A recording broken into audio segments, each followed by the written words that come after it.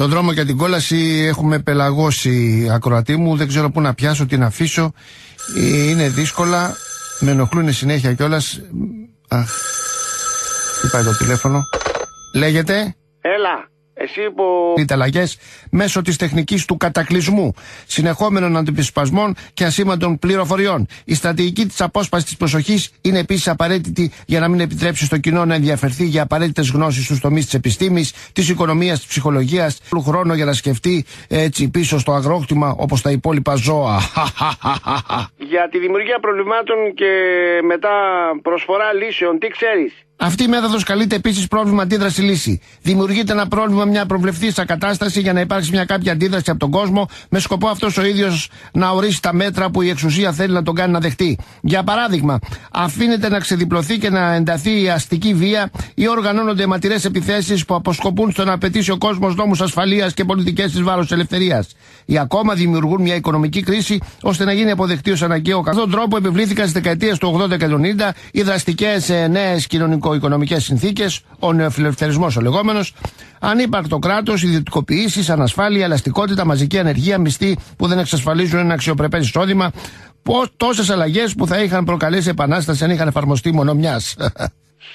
Έχω ασορχήσει, θα σε πιάνω. Αυτή η στρατηγική της αναβολής ποια είναι? Ένας άλλος τρόπος για να γίνει αποδεκτή μια αντιλαϊκή απόφαση είναι να την παρουσιάζουν ως επώδυνη και αναγκαία, εξασφαλίζοντας τη συγκατάβαση του λαού τη δεδομένη χρονική στιγμή και εφαρμόζοντάς τη στο μέλλον. Είναι πιο εύκολο να γίνει αποδεκτή μια μελλοντική θυσία από ότι μια άμεση. Κατά πρώτον, επειδή η προσπάθεια δεν καταβάλλεται άμεσα, και κατά δεύτερον, επειδή το κοινό, η μάζα, πάντα έχει την τάση να ελπίζει αφελώς ότι τα πράγματα θα φτιάξουν στο μέλλον και ότι οι απαιτούμενες θυσίες θα αποφευθούν. Αυτό δίνει περισσότερο χρόνο στο κοινό να συνηθίσει στην ιδέα των αλλαγών και να τις αποδεχτεί με παρέτηση όταν φτάσει το πλήρωμα του χρόνου. Δεν μου λες η απεύθυνση λόγου στο κοινό, σαν αυτό να είναι στην παιδική ηλικία, έτσι πώς το σχολιάζεις? Η πλειονότητα των διαφημίσεων που απευθύνονται στο ευρύ κοινό χρησιμοποιούν λόγο, επιχειρήματα, προσωπικότητες και τόνο της φωνής, όλα ιδιαίτερα παιδικά, πολλές φορές στα όρια της αδυναμίας, σαν ο θεατής να ήταν μικρό παιδάκι ή διανοητικά υστερημένος. Όσο περισσότερο θέλουν να εξαπατήσουν το θεατή, τόσο πιο πολύ υιοθετούν ένα παιδικό τόνο. Γιατί αν κάποιος απευθύνεται σε ένα άτομο σαν αυτό να ήταν 12 χρονών ή και μικρότερο, αυτό λόγω της υποβολής είναι πολύ πιθανό να τίνει σε μια απάντηση ή αντίδραση απογυμνωμένη από κάθε κριτική σκέψη, όπως αυτή ενός μικρού παιδιού. Γίνεται περισσότερη η χρήση του συναισθήματος παρά της λογικής, πιστεύεις? Η χρήση του συναισθήματος είναι μια κλασική τεχνική προκειμένου να επιτευχθεί βραχικύκλωμα στη λογική ανάλυση και στην κριτική σκέψη των ατόμων. Από την άλλη, η χρήση των συναισθημάτων ανοίγει την πόρτα για την πρόσβαση στο ασυνείδητο και την εμφύτευση ιδεών, επιθυμιών, φόβων, καταναγκασμών ή την προτροπή για ορισμένες συμπεριφορές. Πώς γίνεται εσύ η διατήρηση του κοινού στην άγνοια και τη μετριότητα? Να σε πω. Κάντε το κοινό έναν ήμπορο να κατανοήσει τις μεθόδους και τις τεχνολογίες που χρησιμοποιούνται για τον έλεγχο και τη σκλαβιά του. Η ποιότητα της εκπαίδευσης που δίνεται στις κατώτερες κοινωνικές τάξεις πρέπει να είναι η φτωχότερη και μετριότερη δυνατή, έτσι ώστε το χάσμα της άγνοιας μεταξύ των κατώτερων και των ανώτερων κοινωνικών τάξεων να είναι και να παραμένει αδύνατο να γεφυρωθεί. Τι πιστεύεις για την ενθάρρυνση του κοινού να είναι ικανοποιημένο με τη μετριότητα? Η εξουσία φωνάζει: προωθήστε στο κοινό την ιδέα ότι είναι της μόδας να είσαι ηλίθιος, χυδαίος και αμόρφωτος. Ηλίθιος, χυδαίος και αμόρφωτος.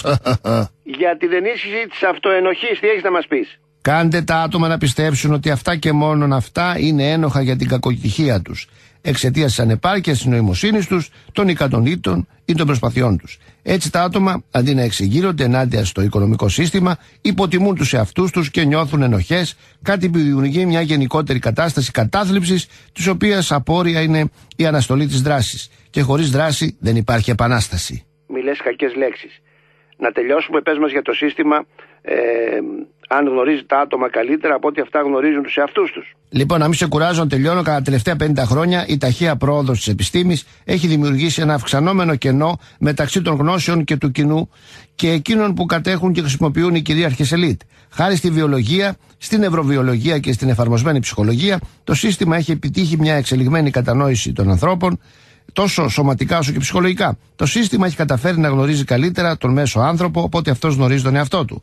Αυτό σημαίνει ότι στις περισσότερες περιπτώσεις το σύστημα ασκεί μεγαλύτερο έλεγχο και μεγάλη εξουσία πάνω στα άτομα, μεγαλύτερη από αυτήν που τα ίδια ασκούν σε αυτούς τους. Σε ευχαριστώ. Γεια χαρά. Ακούσαμε, ακροατή μου, κάποιες απόψεις του Νοαμ Τσόμσκι.